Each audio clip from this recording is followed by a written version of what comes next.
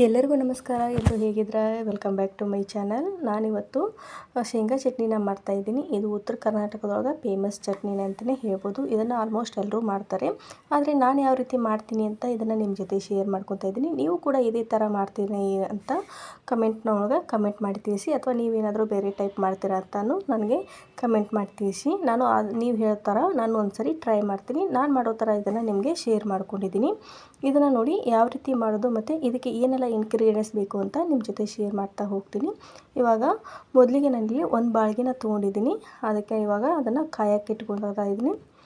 ಅದನ್ನು ಸ್ವಲ್ಪ ಕಾಯ್ದ ಆನಂತರ ಅದಕ್ಕೆ ಒಂದು ಬೌಲಷ್ಟು ನಾನು ಶೇಂಗಾ ಕಾಳನ್ನ ಹಾಕ್ಕೊಂಡಿದ್ದೀನಿ. ಶೇಂಗಾ ಕಾಳು ಹಾಕ್ಕೊಂಡು ಇದನ್ನು ನಾನು ನೀಟಾಗಿ ಹುರ್ಕೋಬೇಕಾಗುತ್ತೆ. ನೋಡಿ, ಇಷ್ಟು ಹುರಿದ್ರೆ ಸಾಕು. ಇದನ್ನು ಇವಾಗ ಕಡೆಗೆ ತಗೊತಾ ಇದ್ದೀನಿ. ಈ ಥರ ಹುರಿದ್ರೆ ಸಾಕಾಗುತ್ತೆ. ಇಷ್ಟೇ ಹುರಿದು ಇವಾಗ ಅದಕ್ಕೆ ಚಟ್ನಿಗೆ ರೆಡಿ ಮಾಡಿ ಇಟ್ಕೊತಾ ಇದ್ದೀನಿ. ಇಲ್ಲಿ ನಾನು ಕೊತ್ತಂಬರಿ ಮತ್ತು ಕರಿಬೇವು ತೊಗೊಂಡಿದ್ದೀನಿ. ಆನಂತರ ಸ್ವಲ್ಪ ಬೆಳ್ಳುಳ್ಳಿನ ತೊಗೊಂಡು ಹಾಕ್ಕೊತಾ ಇದ್ದೀನಿ. ಅದ್ರ ಮೇಗಿನ ಸಿಪ್ಪೆ ಎಲ್ಲ ತೆಗೆದು ಅದನ್ನು ಕೂಡ ಬೆಳ್ಳುಳ್ಳಿನ ನೀಟಾಗಿ ತೊಗೊತಾ ಇದ್ದೀನಿ. ಸಿಪ್ಪೆ ಎಲ್ಲ ತೆಗೆದು ಇಟ್ಕೊತಾ ಇದ್ದೀನಿ. ಆನಂತರ ನಾನಿಲ್ಲಿ ಶೇಂಗಾ ತೊಗೊಂಡಿದ್ನಲ್ಲ ಅದನ್ನು ನಾನು ಬೇಳೆ ಮಾಡಿ ಇಟ್ಕೊಂಡಿದ್ದೀನಿ.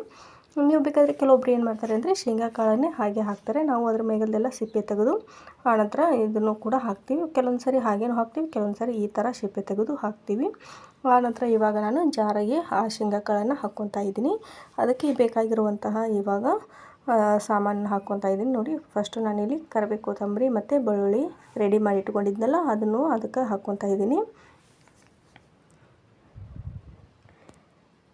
ಇವಾಗ ನಾವು ಈ ರೀತಿ ಮಾಡೋದ್ರಿಂದ ತುಂಬಾ ರುಚಿಯಾಗಿ ಬರುತ್ತೆ. ನಾವು ಇದೇ ಥರ ಮಾಡೋದು. ಕೆಲವೊಬ್ಬರು ಬೇರೆ ಥರ ಎಲ್ಲ ಮಾಡ್ತಿರ್ತಾರೆ. ಅದನ್ನು ಯಾವ ಥರ ಮಾಡ್ತೀರ ಅಂತ ಪ್ಲೀಸ್ ನನಗೂ ಶೇರ್ ಮಾಡಿ. ನಾನು ಇವಾಗ ಅದಕ್ಕೆ ಸ್ವಲ್ಪ ಚಟ್ನಿನ ಇದು ಖಾರದ ಪುಡಿನ ಹಾಕ್ಕೊತಾ ಇದ್ದೀನಿ.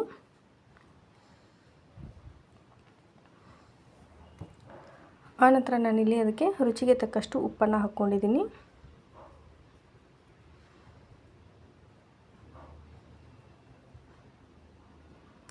ಆನಂತರ ನಾನಿಲ್ಲಿ ಸ್ವಲ್ಪ ಸಕ್ಕರೆನ ಹಾಕ್ಕೊತಾ ಇದ್ದೀನಿ. ನೀವು ಸಕ್ಕರೆ ಬೇಡ ಅನ್ನೋರು ಬೆಲ್ಲ ಬೇಕಾದರೂ ಯೂಸ್ ಮಾಡ್ಬೋದು. ನೀವು ಸಕ್ಕರೆ ಅಥವಾ ಬೆಲ್ಲ ಇದು ಆಪ್ಷನಲ್, ಬೇಕಾದರೆ ಹಾಕ್ಕೋಬೋದು.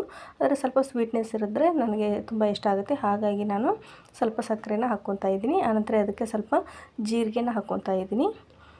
ಆನಂತರ ನಾನಿಲ್ಲಿ ಮೇನ್ ಏನು ಹಾಕ್ತೀನಿ ಅಂದರೆ 1 ಚಮಚದಷ್ಟು ನಾನು ಎಣ್ಣೆನ ಹಾಕ್ತಾಯಿದ್ದೀನಿ. ಅಂದರೆ 1 ಟೇಬಲ್ ಸ್ಪೂನಷ್ಟು ನಾನು ಎಣ್ಣೆನ ಇದಕ್ಕೆ ಚಟ್ನಿಗೆ ಹಾಕೋದ್ರಿಂದ ಏನಾಗುತ್ತೆ ಅಂದರೆ ಚಟ್ನಿ ಎಲ್ಲ ಫುಲ್ ಸಾಫ್ಟಾಗಿ ಬರುತ್ತೆ ಮತ್ತು ಹಳಕಾಗಿ ತುಂಬಾ ರುಚಿಯಾಗಿ ಬರುತ್ತೆ. ಹಾಗಾಗಿ ನಾನು 1 ಟೇಬಲ್ ಸ್ಪೂನಷ್ಟು ಎಣ್ಣೆನ ಹಾಕಿ ಇವಾಗ ಮಿಕ್ಸರ್ಗೆ ಹಾಕಿ ಇಟ್ಕೊಂಡಿದ್ದೀನಿ. ನೋಡಿ, ಈ ಥರ ಬಂದಿದೆ. ಕಲರ್ ನೋಡಿ ಈ ಥರ ಚೇಂಜ್ ಕಾಣ್ತಾ ಇದೆ.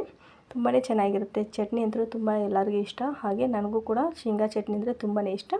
ಅದಕ್ಕೋಸ್ಕರ ಇವಾಗ ಅದನ್ನು ರೆಡಿ ಆಯಿತು. ನೋಡಿ, ಈ ಥರ ನಮ್ಮ ಚಟ್ನಿ ರೆಡಿಯಾಗಿ ಬಂದಿದೆ. ನಾನು ಜಾಸ್ತಿ ಪೌಡ್ರ್ ಯಾಕೆ ಮಾಡ್ತೀನಿ ಅಂದರೆ ನಾನು ಸಣ್ಣ ಮಕ್ಕಳಿಗೆಲ್ಲ ನಾನು ರೈಸ್ ಒಳಗಾಯಿತು ಮತ್ತು ಚಪಾತಿ, ರೊಟ್ಟಿ ಇಂಥದ್ರಾಗೆಲ್ಲ ನಾನು ಹಾಕಿ ತಿನ್ನಿಸೋದ್ರಿಂದ ಸ್ವಲ್ಪ ಫುಲ್ ಗ್ರೈಂಡ್ ಮಾಡಿದ್ದೀನಿ. ನೀವು ಬೇಕಾದರೆ ಹಳಕಳಕ್ಕೆ ಬೇಕಂದರೆ ಸ್ವಲ್ಪ ಮಿಕ್ಸರ್ ಹಾಕಿದರೆ ಸಾಕು. ಹಳಕಳಕ್ಕಾಗಿ ನೀಟಾಗಿ ಬರುತ್ತೆ. ನನಗೆ ಅವ್ರಿಗೆ ತಿನ್ನಿಸಲಿಕ್ಕೆ ಗಾವಾಗಲ್ಲ ಅಂತ ನಾನು ಈ ಥರ ಫುಲ್ ಪೌಡ್ರ್ ಮಾಡ್ಕೊಂಡಿದ್ದೀನಿ. ಹಳಕಳಕ್ಕಾದರೆ ಇನ್ನೂ ಚೆನ್ನಾಗಿರುತ್ತೆ. ನೀವು ಒಂದ್ಸಲ ಈ ಥರ ಟ್ರೈ ಮಾಡಿ ನೋಡಿ. ಇವಾಗ ನಾನು ಅದನ್ನು ಒಂದು ಡಬ್ಬಿಗೆ ಹಾಕ್ಕೊಂಡು ಇಟ್ಕೊತಾ ಇದ್ದೀನಿ. ಸ್ಟೋರ್ ಮಾಡಿ ಇಟ್ಕೊತಾ ಇದ್ದೀನಿ. ಇದು ಒಂದು ನನಗೆ 15 ದಿನ ಬರುತ್ತೆ. ಈ ವಿಡಿಯೋ ಇಷ್ಟ ಆಗಿದ್ದರೆ ಪ್ಲೀಸ್ ನನ್ನ ಚಾನಲ್ಗೆ ಶೇರ್ ಮಾಡಿ, ಸಬ್ಸ್ಕ್ರೈಬ್ ಮಾಡಿ, ಲೈಕ್ ಮಾಡಿ.